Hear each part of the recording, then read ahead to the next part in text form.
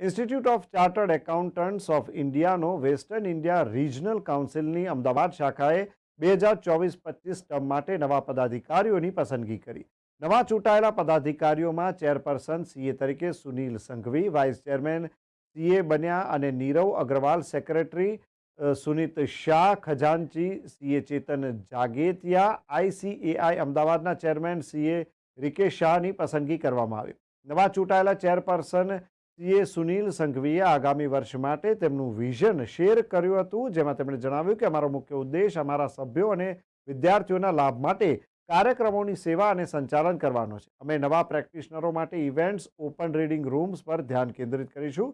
વિદ્યાર્થીઓ માટે અને ફોરેન્સિક, નાદારી, રેરા અને મૂલ્યાંકન જેવા પ્રેક્ટિસના નવા ક્ષેત્રો પર સત્રો સાથે પરંપરાગત કાર્યક્રમોનું મિશ્રણ ઓફર કરે છે. અમે ટેકનોલોજી અને એકાઉન્ટિંગ વ્યવસાય પર તેની અસર પર પણ વિશેષ ભાર મૂકીશું, એવો અમારો ધ્યેય છે. નવી ફેસિલિટીઝ લોકો પછી મેમ્બર્સ અને સ્ટુડન્ટ્સ વાપરી શકે. ઓડિટોરિયમ 400 લોકોનો છે. તેના ઉપરાંત જે બીજા પ્રોગ્રામ જે વિચારેલા છે આ વર્ષ માટે કે યંગ મેમ્બર કે જે નાના પ્રેક્ટિશનર્સ માટે અને વુમેન જે લોકોએ પ્રેક્ટિસ છોડી દીધી જેને ફરીથી હવે આવવા માંગે છે તેમના માટે વર્કશોપ 2 દિવસની કરશું. યંગ મેમ્બર્સ જે નવા પ્રેક્ટિશનર છે એ લોકો કઈ રીતે કયા ઓપોર્ચ્યુનિટીઝ છે જે સ્ટાર્ટિંગમાં જે સ્ટ્રગલ પીરિયડમાં એમને બને એટલી સ્ટ્રગલ ઓછી પડે અને ઇન્સ્ટિટ્યૂટ તરફથી જે અમે કરી શકીએ એ પૂરું કરશું. પ્રોગ્રામ્સ બધા સમયસર સ્ટાર્ટ થાય અને સમયસર પૂરા થાય એની પૂરી તકેદારી રાખશું. એક હેલ્પ ડેસ્કનું બી વિચાર કરીએ છીએ કે જે કોઈ પણ ડે ફિક્સ કરશું આપણે અઠવાડિયામાં એક દિવસ, તો જે મેમ્બર્સ ને મેનલી યંગ મેમ્બર્સને જરૂર પડતી હોય છે કે ઇન્કમ ટેક્સમાં કે રેરામાં કે જીએસટીમાં કે જે બી એમના પ્રશ્નો હોય તો અહીંયા જે આપણા એક્સપર્ટ્સ હશે. આપનું નામ અને પરિચય.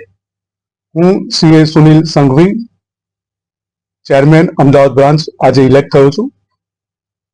મારી બાજુમાં CA Nirav Agrawal, vice chairman Ahmedabad branch, આજે એ બી બધા આજે જ ઇલેક્ટ થયા છે. મારી ડાબી બાજુ CA Sunit Shah, secretary Ahmedabad branch, અને નીરવભાઈની જમણી બાજુ સીએ ચેતન જગેટિયા, ટ્રેઝરર અમદાવાદ બ્રાન્ચ. આગામી 2 વર્ષ માટે જે છે કે જે નવા પ્રેક્ટિશનર છે, યંગ મેમ્બર્સ, હું એમને એ રીતે કહીશ કે જે 5 વર્ષની અંદર જે પ્રેક્ટિસ એ લોકો જે અમે છે એમના માટે અમે લોકો અલગ અલગ પ્રોગ્રામ્સ કરવાના છીએ કે એમને સ્ટ્રગલ ના કરવું પડે પ્રેક્ટિસમાં. આજે એ બધા કોમ્પ્લાયન્સ પ્રેક્ટિસ કરે છે. કોમ્પ્લાયન્સ પ્રેક્ટિસ એટલે ખાલી રિટર્ન્સ ભરવાની હોય જેમાં ઓફિસના ખર્ચા નીકળતા હોય, તો આગળ લિટિગેશન પ્રેક્ટિસમાં કઈ રીતે જવું, એમને કઈ રીતે તૈયાર કરવા, તો એમના જે સ્કિલ ડેવલપમેન્ટ પ્રોગ્રામ કહો કે નોલેજ શેરિંગ પ્રોગ્રામ્સ એ પ્લાન કરીએ છીએ. બીજા જે યંગ વુમેન અથવા તો જે એમ લોકોએ પ્રેક્ટિસ નથી કરી શકતા અને હવે ફરીથી પ્રેક્ટિસ કરવી છે, એમ લોકોએ બ્રેક લીધો છે વુમેને, તો એ લોકોને કઈ રીતે સપોર્ટ આપવો એના માટે પ્રોગ્રામ્સ કરવાનું વિચારીએ છીએ. સ્ટુડન્ટ્સ માટે રીડિંગ રૂમ અલગ અલગ એરિયાઝમાં સેટઅપ કરવાનો વિચાર છે.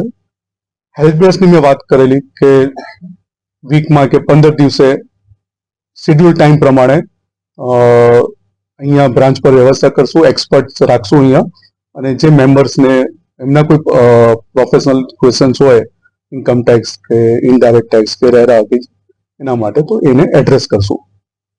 જે જૂના કમિટી મેમ્બર હતા એ લોકો ઇન્સ્ટિટ્યૂટને કઈ ઊંચાઈ પર લઈ આવ્યા છે અને હવે તમે નવા સિલેક્ટ થયા છો, તો તમે આને ક્યાં સુધી? અમારી બી ઈચ્છા તો એવું જ રહેશે જ કે જે ઊંચાઈ પર લઈને આવ્યા છે એનાથી બી વધારે અમે કામ કરીએ, એનામાં અમે કાર્યરત રહીશું. એના માટે અમે કટિબદ્ધ છીએ અને એ તો સમય બતાવશે કેટલું અમે કરીએ. વિદ્યાર્થીઓને કઈ રીતે સહાય મદદરૂપ રહેતો? વિદ્યાર્થીને કોચિંગ ક્લાસમાં જો એ સારા સારા ફેકલ્ટીઝ લાવીશું ને ડિજિટલ હોવાના હિસાબે તો હવે બહારથી બી એક્સપર્ટ ફેકલ્ટી આવી જશે અમદાવાદ બહારથી. અને પ્લસ જો એમનું ઇકોનોમિક બેકગ્રાઉન્ડમાં જો એમને ક્યાંક મદદની જરૂર હશે તો એ બી અમે સ્કોલરશિપ દ્વારા એમને આપશું.